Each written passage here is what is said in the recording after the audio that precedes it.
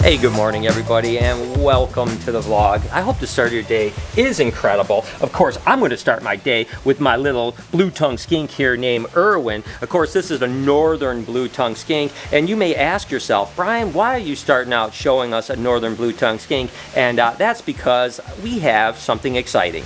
And that's another litter of baby blue-tongued skinks. I cannot wait to see what's going on here with Mama. Now, I'm going to take Mama out. She's actually a coffee, which is just an absolutely gorgeous animal. She looks like she definitely got beat up having a lot of babies for sure, and she's bred to a super nice red male. So these babies should be absolutely stunning, and I don't know how many babies are in here, but you can definitely see, look at how cute. Oh my gosh.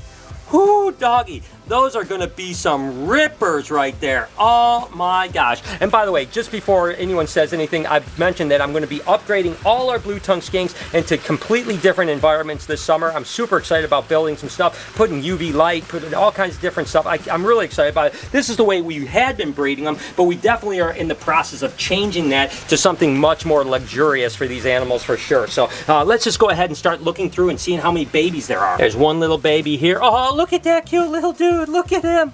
Oh my gosh, that is absolutely incredible. Oh, he is so adorable, and look at how pretty he is. This one doesn't look so hot. Well, it looks okay. It might be okay. Just looks a little bit frail. This is a third one. Again, might have a little bit, well, it looks like it's straightened up pretty good. At first, I was like, I don't know. That one looks a little weak, but it seems to be pretty feisty. So that's 3 so far. Here's a 4th. Oh my gosh, look at that ripper right there. That is beautiful. That's a 4th little baby. 5th little baby right here, and I can actually see something squirming around back here. Oh my gosh. So that's 6 little babies. Look at that tongue coming out.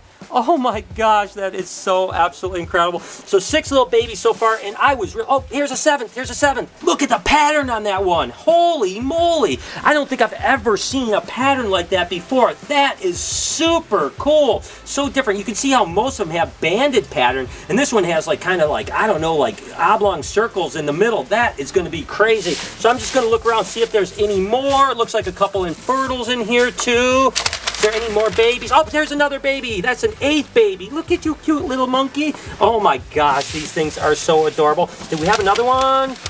Looks like that might be it, guys. Maybe 8 babies. And like I said, this particular female was one that I was super excited about because the coffee line is just really beautiful, and then bred to a really bright male red animal. Oh my goodness. These babies are going to be ridiculous. And that's the thing about our production this year with blue-tongued skinks, is we really refined what we were breeding this year. So although we're not producing any kind of just normal northerns, we're producing all these like kind of really high-end, beautiful northerns. So we'll probably hang on to these for at least a month or 2 to let them develop their color, find out what they're going to look like, and then eventually get these guys on the website. But oh my gosh, so 8 little babies from Mama. I mean, that is incredible. Look at how absolutely gorgeous those little things are. That is a great way to start the day. But with that being said, there's a lot more stuff that's going to be happening today, so buckle up, guys. It's going to be a banger, so let's just jump right into it.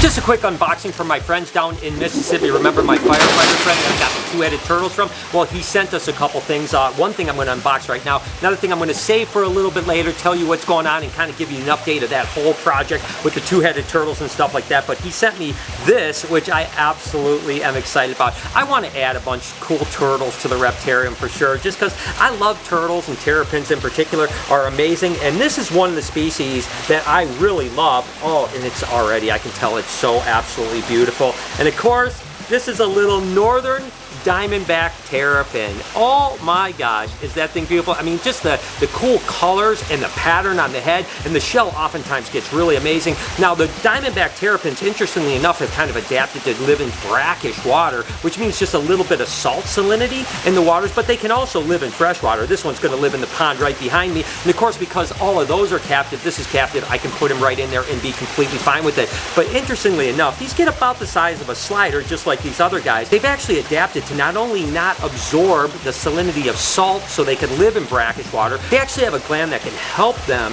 with actually finding fresh water. Sometimes they'll actually drink like rain droplets, so you'll see their head up in the air just drinking the rain droplets, as well as like surface water and stuff like that. So it's pretty cool that a freshwater turtle kind of adapted to a brackish kind of saltwatery type of turtle. But the northern diamondback terrapin has the largest range of all of the diamondback terrapins. They can literally be found all the way from Alabama up into Rhode Island, Texas, all over the place. And most of them do live in completely fresh water. So this thing is absolutely adorable. I love him, and we need a name for this little guy right now, because look at that cute little face. I mean, that is just absolutely adorable. So there it is, the one little unboxing for the day. And like I said, I'll update that whole two-headed thing and show you a little surprise here in the next days. So just stay patient on that one, all right? But in the meantime, let's go ahead and let this little monkey go. And again, I'll just let this little guy roam free. He's going to have a big, huge area to swim around with.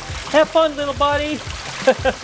And hopefully I can add some more terrapins into this. I really want to max out at maybe 12, maybe 15. I mean, it depends on the size, of course, but he doesn't seem to be nervous at all. He's just swimming around. And again, because my friends down in Mississippi are so great with turtles, I'm sure that they had this thing socialized and habituated, so it's not afraid. So maybe this will be one of the turtles that will definitely come up to get fed off of forceps by kids. But look at him. He's just cruising around like nothing. I think he loves his new environment. So that is awesome. Oh my gosh.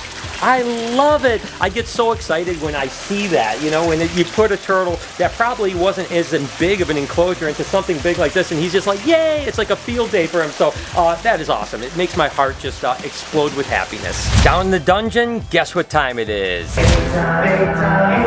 Let's go ahead and see what this girl has to offer here. This is, ooh, it's a big old clutch right there. This is actually a pinstripe, and she was actually bred to a banana fire spider, so there should be some pretty good combination. Of course, we could get spinners and fire spinner bananas and all kinds of stuff. And ooh, dog, I tell you what, again, I look at these clutches all the time and I think, could this be the 12 egg clutch I've been looking for all year? I don't know. That's a pretty big clutch of eggs right there. Let's just go ahead and start pulling these guys and seeing what happens here. Kind of loose, so that's good. Whoa, mama almost got me. That was a close call right there. I was actually paying attention to the eggs. Whoa, look at this. Whoa, come on, mom. Paying attention to the eggs and forgot that there's a mom in there protecting those eggs. So I got to be a little bit careful. Whoa, come on, mama. It's all right. It's okay, girl. Come on, girl. Let's go. Whew, I tell you what, there's a lot of eggs in this clutch, aren't there? They just, whew. I tell you what, mom. Whoa, it's okay. Whoa. Oh, sheesh. Dodging them, dodging them, dodging them. All right, let's got these last few eggs. Whew, I tell you what, and they can't even fit in the egg box. My gosh, I'm gonna have to rearrange these eggs just to get them all in. This is a lot of eggs right here. I don't know, this is, it's definitely gotta be close to that 12 eggs for sure. Oh my goodness, that's a big clutch. 2, 4, 6, 8, 10, 12, we did it! We finally hit 12 eggs. That is, that's like the record for the year. We've had a bunch of 11 egg clutches, 12 eggs finally, the most eggs that we produced this year. That's pretty exciting. This next clutch is actually just a normal female, and she's bred to actually a banana fire spinner blast. So just a bunch of combinations of incomplete dominant stuff. So we should have some pretty good little babies in here. Nothing too spectacular, but still some really good, awesome animals. Looks like a beautiful clutch. So we're just gonna go ahead and pull this out. Go ahead, put these eggs over here. One more egg.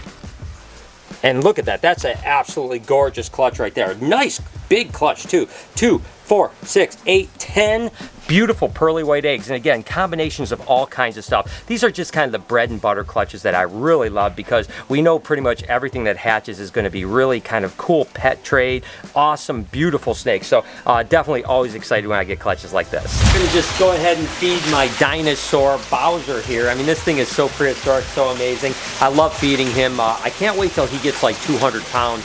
It might be another 50 years, but I tell you what, with the way this guy eats, it'll get there. I promise you that.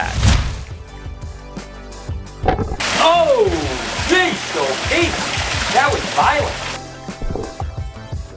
Missed that one. There you go, Bowser. There you go.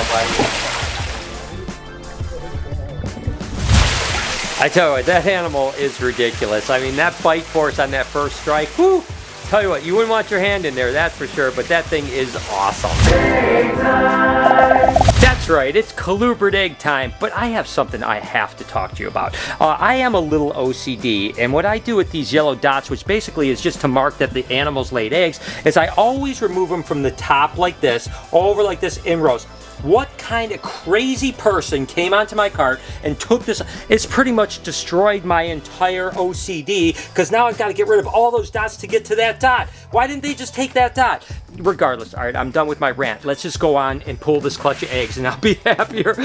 There's just little quirks that I have when it comes to breeding snakes that I do like every year, and I've always done it. And that's one of my little quirks. So I apologize for the little mini rant there. So this is actually an albino het scaleless corn bred to an albino scaleless corn snake, and she's got a gorgeous clutch of eggs. That definitely, that cheered me up from the yellow dot incidents. I guess we should call this yellow dot gate, because I'm gonna find out who did this, and I'm gonna have to have a little talking to him, if you know what I mean. Which, by the way, I guarantee it was Lori. 2, 4, 6, 8, 10, 12, 14, 15 eggs. Hey, I tell you what, that's a good way to start. We still have a couple more clutches. This next clutch is actually a butter corn snake, and it was actually bred to a butter Tessera. And it's this little male right here. Of course, it's that same thing, that albino caramel, which is the butter, and then the Tessera is that striping cool pattern. So everything in this clutch will be a butter, but half of them are going to be Tessera, because the Tessera is an incomplete dominant type of thing. Looks like a nice little clutch there. She's not a big girl at all, so we're just going to have to take these eggs out one by one because they aren't stuck together. Get her kind of rolled over here. Let's see, here we go. We'll get Mama out here, just make sure she's okay. Again, she's a small corn snake, so this is a pretty big clutch for such a small girl. First time female, definitely gonna wanna get some food, water in with her, get her kind of back situated, but she ended up having a really nice clutch. It's 2, 4, 6, 8, 9 eggs. 9 eggs for a small girl like that, that's not that bad, I tell you what. Again, nice to pull some more colubrid eggs, but that's it for the day.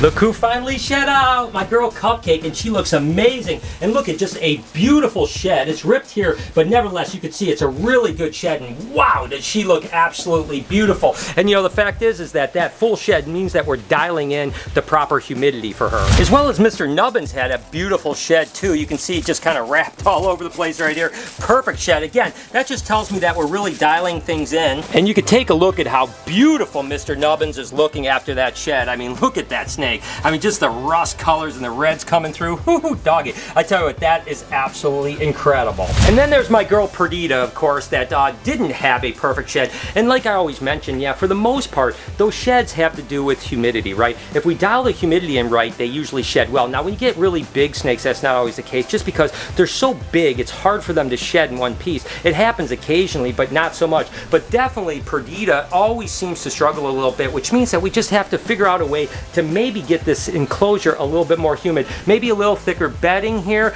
possibly some misting going on. Something has to go on. She shed decent. She's just going to need a little soak, but certainly got to dial in that humidity. So if you have a pet snake and it's not shedding properly, there's a good chance that the humidity is off. Again, if you have a giant snake, it's probably not going to shed in one piece. But when you have a snake that's smaller, not shedding in one piece, that probably means your humidity is just a little bit down. Got to dial that in. But in the meantime, you can just soak them and get it done and kind of dial it in. With that said, the majority of stuff here at the Reptarium now seems to be shedding perfectly, which means we're finally getting the humidity right. Pretty awesome after a few weeks not having baby skinks to finally have some more baby skinks. I think we have a few more females that are going to drop pretty soon too, so fingers crossed for more of those. You know, the breeding season and the hatching season and the entire production season is just heating up, and it's getting more and more exciting. But don't get me wrong, I still love the fact that the Reptarium is keeping me super busy too. These animals are incredible, and my girl Ivy is not too far off from shedding, and we're going to have that experience inside with her. It's going to be really dope. If you enjoyed this video, here's a playlist of a bunch of baby reptiles that have hatched over here over the years. I think you'll enjoy. If you could, please support my podcast channel. Subscribe to it right over here. It's called Checking In. On this side, you can subscribe to my vlog channel, this one right here. Turn the post notifications on. Remember, have an amazing day. Be kind to someone, and I promise I'll see you tomorrow.